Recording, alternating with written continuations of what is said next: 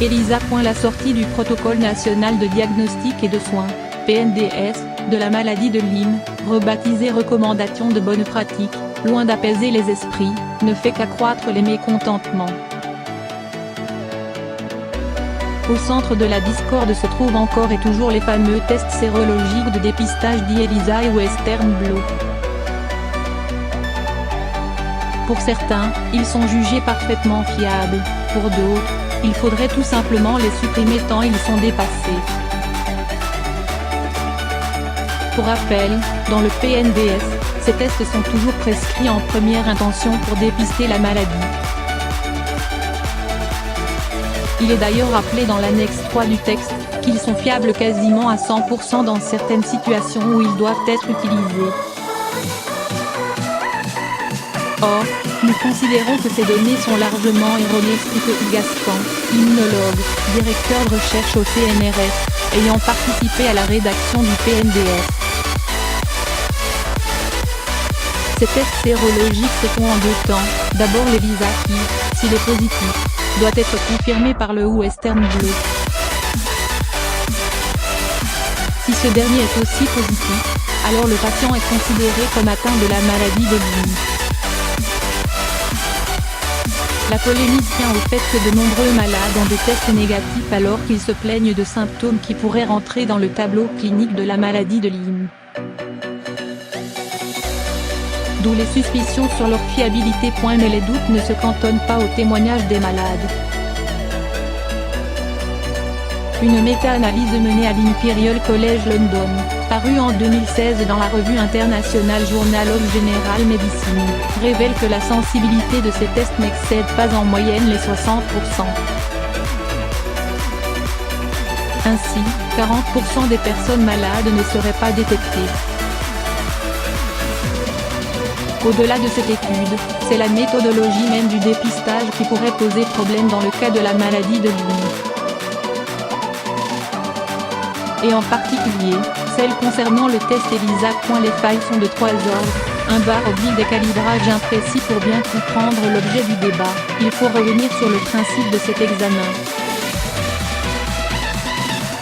L'idée du test ELISA est de vérifier si le patient a été infecté par une Borrelia, bactérie responsable de la maladie de Lyme. Cette vérification est indirecte, c'est-à-dire que l'on ne va pas chercher à détecter la bactérie chez le patient, mais plutôt les anticorps produits par son système immunitaire et dirigés spécifiquement contre les antigènes de la bactérie. Les antigènes sont ces protéines du pathogène reconnues spécifiquement par le système immunitaire.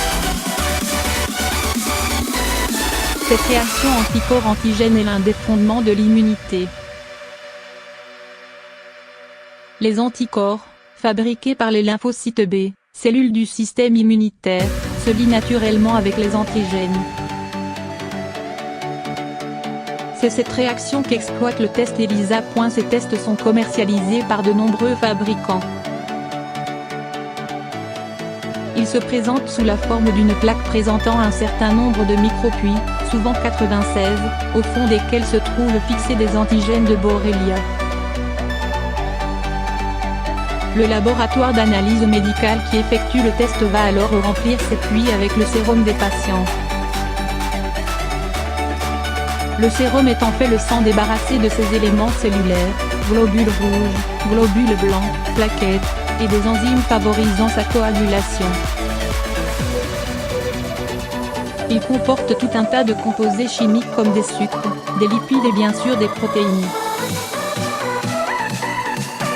C'est parmi ces dernières que se trouvent les anticorps produits par le système immunitaire contre Borrelia, mais aussi contre toutes autres sortes de pathogènes auxquels la personne a été exposée au cours de sa vie. Une fois le sérum placé dans les puits, seuls les anticorps dirigés contre Borrelia vont se fixer aux antigènes qui se trouvent au fond du puits. Ainsi toutes les autres molécules et notamment les anticorps dirigés contre d'autres pathogènes peuvent être éliminés par un simple lavage. Ne reste alors dans les puits que les anticorps spécifiques de Borrelia que l'on cherche à détecter. Il faut maintenant mesurer la quantité de ces anticorps pour déterminer si le patient est bien infecté par la bactérie. Cette étape repose sur la mesure de la densité optique, c'est-à-dire sur l'intensité de la couleur de la solution qui se trouve dans chaque puits. Pour cela, l'opérateur du laboratoire ajoute un produit qui change de couleur si l'anticorps est fixé sur l'antigène. Ainsi, dans chaque puits, plus il y a d'anticorps fixés aux antigènes de la bactérie, plus la couleur sera intense et plus la densité optique sera élevée.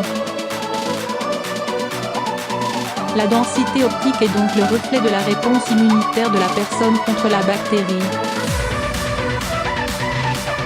Mais pour affirmer si oui ou non, la personne est séropositive, il faut étalonner le test ELISA afin de déterminer à partir de quelle densité optique le patient est considéré comme séropositif. C'est dans la définition de ce seuil que les problèmes commencent.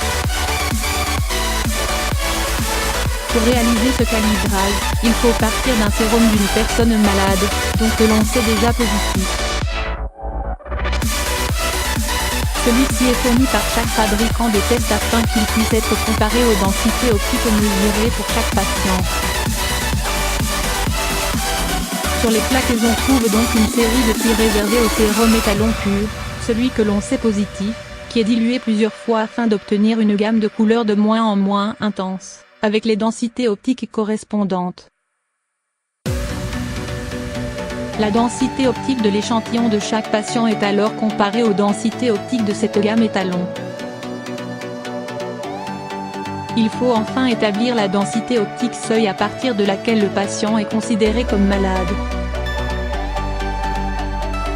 Ce seuil a été défini dans les années 2000 de façon statistique par l'Action concertée européenne sur la borréliose de Lyme, ECALB, consortium européen de recherche sur la maladie de Lyme, créé dans les années 1990. Autre élément surprenant, ce seuil doit être défini dans la région dans laquelle le test est réalisé. Or, l'on sait qu'il y a une forte variation géographique. Par exemple, il y a beaucoup plus de cas de Lyme en Alsace et en Limousin qu'en région PACA. Cet étalonnage n'est donc pas standard, il varie d'une région à l'autre et d'un fabricant à l'autre, explique Hugues Gascan. En d'autres termes, les seuils ne sont pas les mêmes dans toute la France. Une même personne peut alors être positive à Montpellier et négative à Paris. Une méta-analyse récente réalisée par Michael Cook et Bazantori montre que les tests sérologiques pour la maladie de Lyme génèrent 500 fois plus de faux négatifs que les tests pour le sida. Imaginez un test de dépistage du VIH aussi peu robuste que ceux utilisés pour le Lyme. Cela ferait un scandale, commente Hugues Gascan. Pour bien faire les choses, il faudrait faire un étalonnage avec des valeurs pondérales, c'est-à-dire en dosant précisément la quantité d'anticorps présente dans le sérum du patient. Le résultat serait alors indiqué par une valeur quantitative, par exemple en microgrammes par millilitre, comme c'est le cas pour la plupart des mesures faites lors d'analyses sanguines.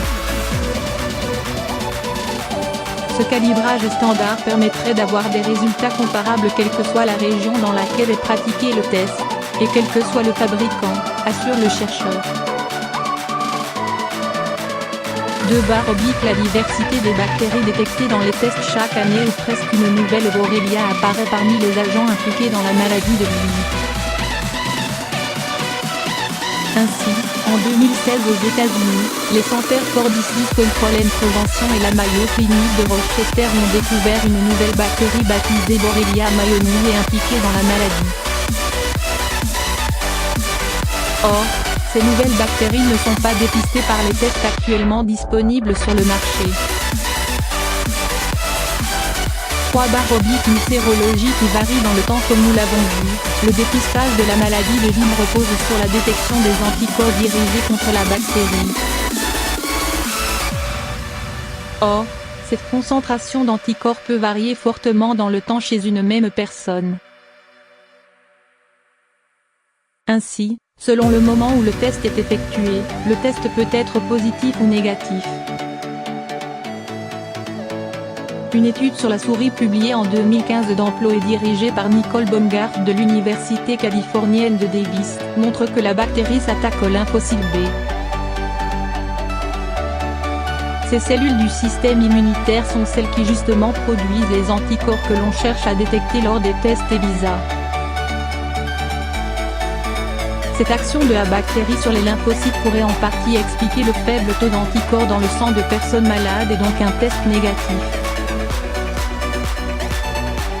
Ces résultats sont en plus confortés par une étude génomique menée par Jérôme Bouquet de l'Université californienne de San Francisco qui montre chez l'homme une mauvaise réponse des lymphocytes face à la bactérie Borrelia.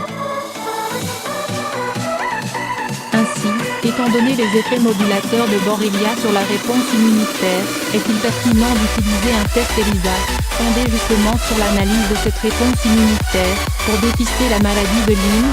Hugues Gascan, directeur de recherche au CNRS, ancien directeur d'unité INSERM et de la plateforme PADAM, production automatisée d'anticorps monoclonaux, Rennes, Angers.